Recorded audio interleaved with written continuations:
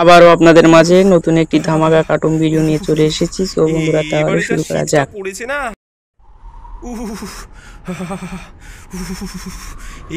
এবারে যা শীতটা পড়েছে না, ওরে বাবারে, তা যা বলেছেন মশাই, বিশেষ করে এই বৃষ্টিটা হয়ে। একদম একদম, এই এই ঠান্ডায় মনটা খালি খাই খাই মনে হয়। উফ, আপাতত এই চা খান গরম গরম, সঙ্গে সঙ্গে বিস্কুট। সকলে চায়ের কাপ আর বিস্কুট তুলে নিল হাতে। এমন সময়ই একটা লোক চাদর মুড়ি দিয়ে দোকানে ঢুকলো। একটা বেঞ্চে লোকটা বসে ঠক ঠক করে কাঁপতে লাগলো। কি কর্তা, গায়ে নতুন নাকি? কোথা থেকে আসা হলো জনাবের? লোকটা মুখে একই রকম শব্দ করতে করতে শুধু আঙুল তুলে দেখালো পূব দিকের জঙ্গলের দিকে। আরে আরে মন্টু, ওনাকে ওনাকে এক কাপ চা দাও, ঠান্ডায় কেমন কাঁপছে বেচারা।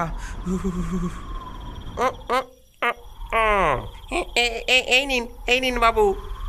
মন্টু চায়ের কাপটা বাড়িয়ে দিতেই লোকটা চাদর খুলে ফেললো। লোকটার বিভৎস মুখ দেখে সকলে চমকে উঠল। মন্টু কিছু বোঝার আগেই লোকটা মন্টুর হাত ধরে জোরে কামড় দিল। কামড়ে দিল, ওরে ওরে কামড়ে দিল।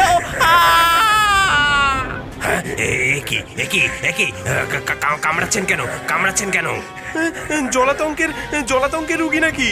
আরে আরে আরে পালাও হে, এ দেখছি মানুষ নয়, এ দেখছি মানুষ নয়, পালাও পালাও পালাও। যে যেদিকে পারলো পালালো। মন্টু হাতের গরম কেটলির এক ঘা দিল ওই লোকটার মাথায়। লোকটা বিভৎস চিৎকার করে উঠল। মন্টুও পালালো হরিনাথের পিছু পিছু। আরে ও হরি, হরি দাঁড়া দাঁড়া, আমি কই যাব? ও যে বেটা আমার দোকানেই বসে আছে। তুই তুই তুই আমার বাড়ি চল আজ রাত, কাল সকালে বাকি দেখা যাবে খুনি। হ্যাঁ।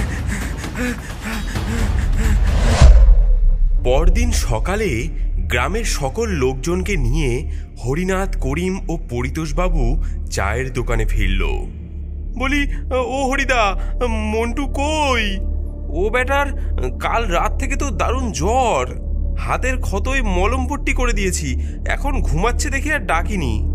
সে ভালো করেছেন, এখন ভালো করে চেয়ে দেখুন। ওই দেখুন চায়ের দোকানের সামনে লোকটা যে শুয়ে আছে। সকলে ধীরে ধীরে এগিয়ে গেল সেদিকে। হরিনাথ লোকটার হাতের নাড়ি দেখে বলল, হ্যাঁ, এই যে মরা। তবে এ মরা যেমন তেমন মরা নয় হে, এই যে দেখি বেশ কদিন আগের মরা, গন্ধ ছেড়ে দিয়েছে যে। এ যে কি বললে হরি, কালই তো লোকটা চায়ের দোকানে এলো, এসব কি বলছো কি? সেটাই তো আমি নিজেও বুঝতে পারছি না কিছু। আরে আরে তাই ভাবি, হ্যাঁ, লোকটার মুখটা বড় চেনা চেনা লাগছে। এ তো হুমায়ুনপুরের হাজি চাচা, কদিন হলো মারা গেছেন, আমরাই তো জানাজাতে গেছিলাম। হ্যাঁ, বলো কি হে? আচ্ছা, লোকজন খবর দিতে হবে তো, লাশটার একটা ব্যবস্থা করতে হবে। আগে একবার মন্টুকে দেখে আসি। হ্যাঁ, চলো চলো, আমার বাড়ি চলো, সেখানেই আছে সে। সকলে হরিনাথের বাড়ি গিয়ে পৌঁছালো। হরিনাথ দরজার চাবি খুলে ভেতরে ঢুকলো। হ্যাঁ, এ কি, ঘরেই তো ছিল, গেল কোথায়? বলো কি গো, তবে কই গেল? কেমন একটা গোঙানির শব্দ আসছে না? ভালো করে শুনে দেখো তো। হ্যাঁ, আসছে তো, তবে কোথা দিয়ে আসছে? হ্যাঁ, শব্দটা কেমন উপর থেকে আসছে বলে মনে হচ্ছে। হ্যাঁ, সকলে উপর দিকে তাকিয়ে চমকে উঠল। ছাদের গায়ে মাকড়সার মতো আটকে রয়েছে মন্টু, তার মুখ দিয়ে সেই অদ্ভুত গোঙানির শব্দ হচ্ছে। সে তাকিয়ে আছে তাদেরই দিকে। হ্যাঁ, ওরে বাবা গো, ওটা কি গো? হ্যাঁ, ওটা কি? মন্টু যে এটা, মন্টু কি হলো তোমার? নিচে নেমে এসো।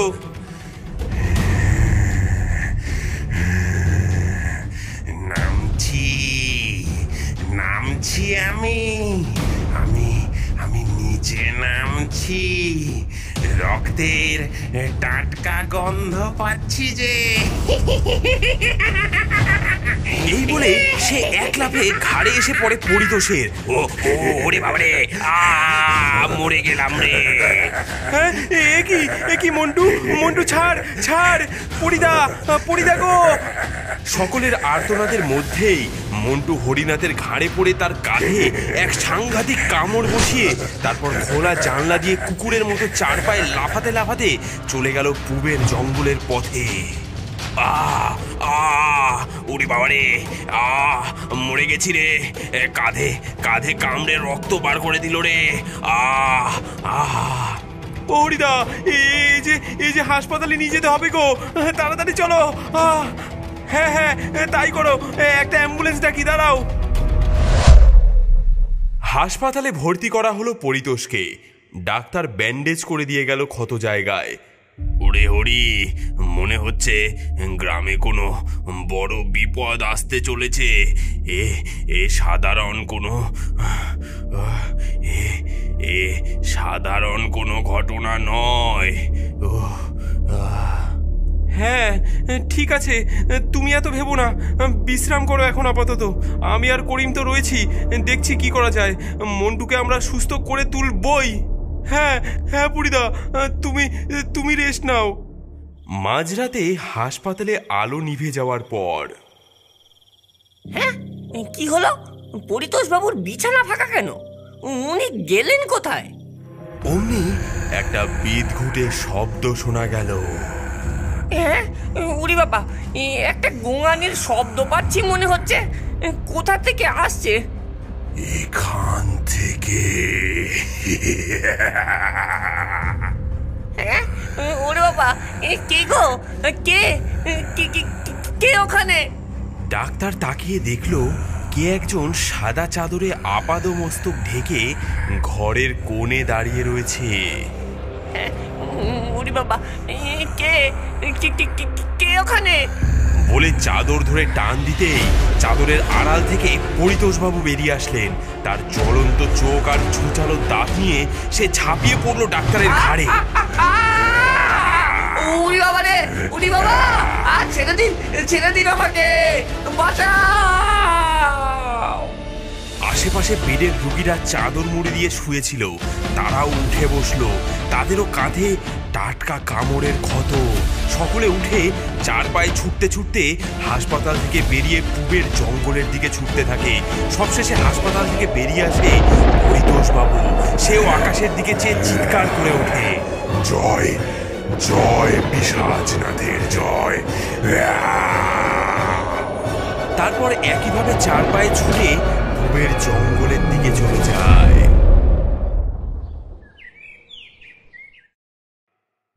এ কি, হাসপাতালে এমন লন্ডভন্ড অবস্থা কেন? কি বলবো মশাই, এমন ঘটনা জীবনেও দেখিনি। কি হয়েছে বলেন দেখি। আর পরিদা কোথায় গেলেন? ডাক্তার রাতের সব ঘটনার বিবরণ দিলেন। ওরে বাবা, কে গো? বাঁচাও।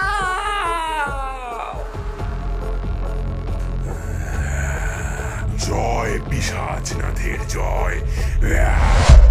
হ্যাঁ বলেন কি? হ্যাঁ, এ যে মারাত্মক ঘটনা। গ্রামের লোকেদের মধ্যে থেকে একজন বলে উঠলেন, আরে সেই রাতে আমার ছেলে অফিস থেকে ফিরছিল, ওকে রাতে কে যেন পিছন থেকে এসে কামড় দেয়। সেও কাল রাতে এই হাসপাতাল থেকে নিখোঁজ। হ্যাঁ, আমার মেয়েও দোকান বন্ধ করে রাতে ধূপ দেখাচ্ছিল। কে গো, দোকান বন্ধ যে?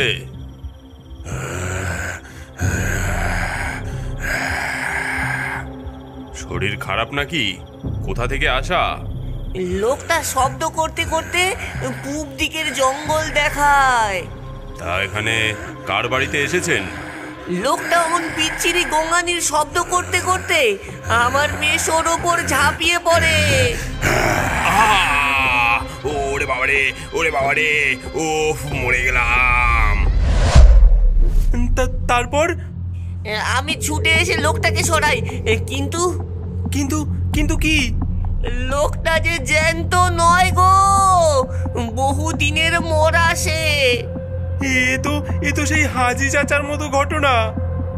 তারপর মেশোকে কাল হাসপাতালে ভর্তি করি জ্বরের জন্য। কাল রাত থেকে সেও নাকি নিখোঁজ। কি আশ্চর্য!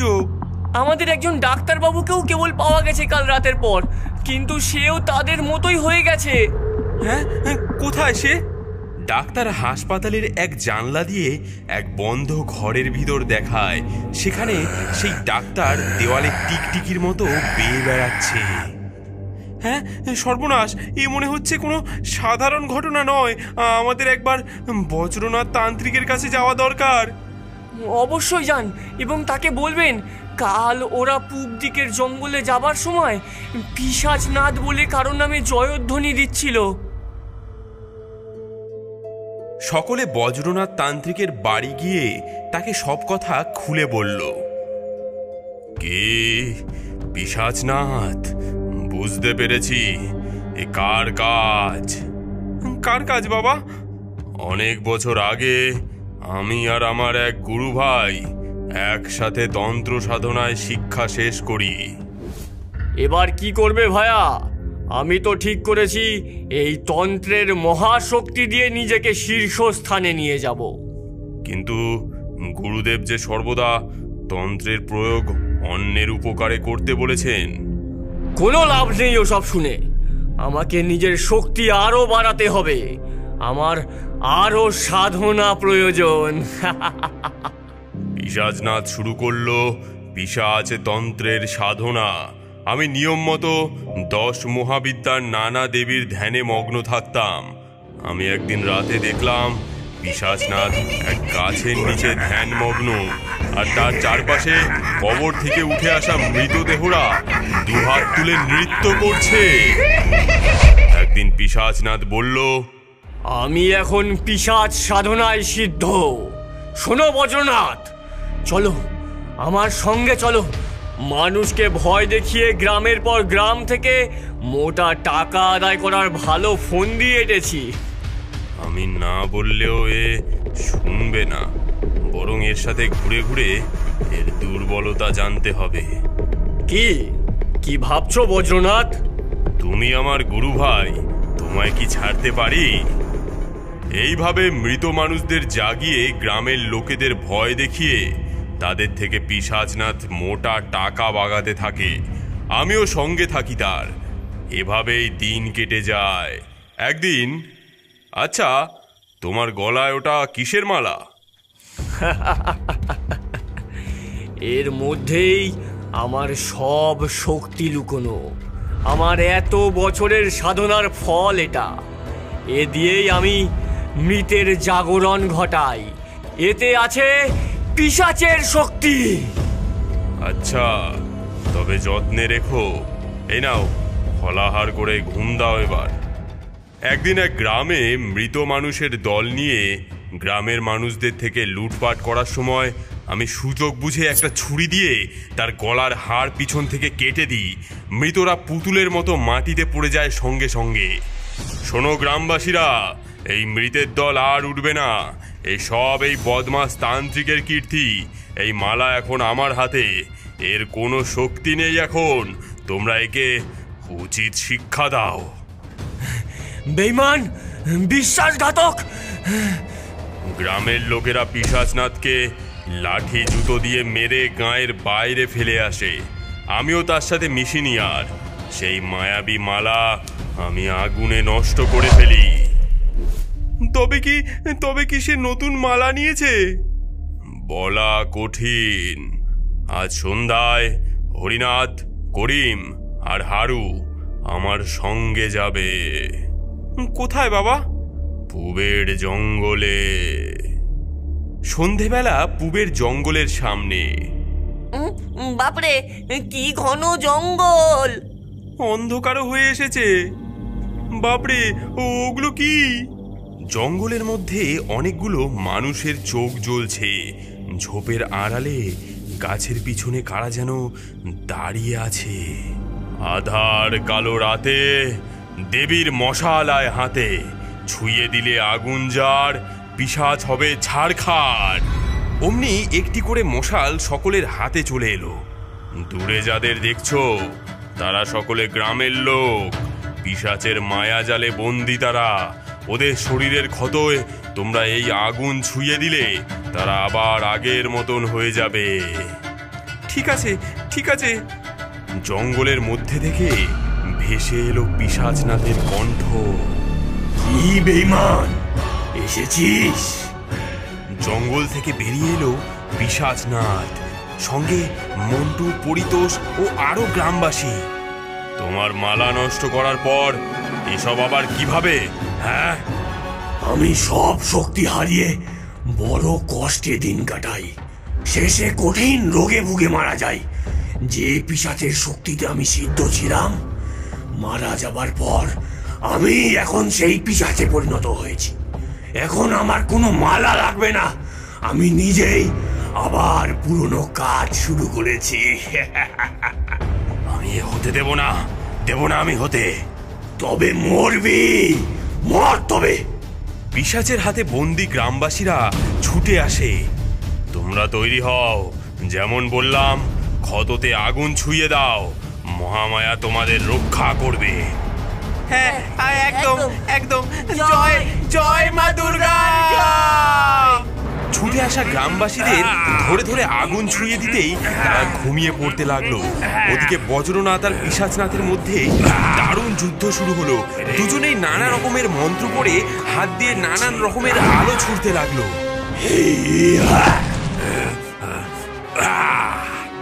তবে রে, এনে ওম ক্রিং ব্রিং চিং। তুই আমার সাথে পারবি না, এবার মরতে প্রস্তুত হ। তবে রে, ওম পিশাচ দেবতায় ওম হিং লিং লং চামুন্ডে।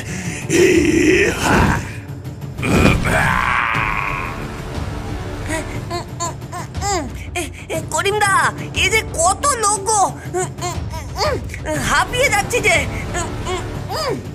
হাঁপালে হাঁপালে চলবে না, লড়াই চালিয়ে যাও ভাই।